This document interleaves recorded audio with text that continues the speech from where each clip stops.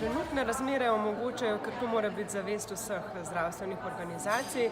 Je pa res, da je glavni dejavnik pri temu resnemu izvajanju kakovosti in varnosti trenutna situacija, predvsem na področju zdravstvene nege in tudi na primarnem nivoju, kjer se srečujemo z pomanjkanjem kadra.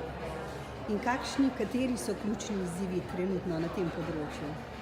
Po mojem mnenju so ključni izzivi na področju zagotavljanja kakovosti in varne zdravstvene dejavnosti to, da si postavimo kazalnike kakovosti na nacionalnem nivoju, ki so sicer imenovani bili že daljnega leta 2006, vendar v teh letih ni prišlo do bistvenih sprememb.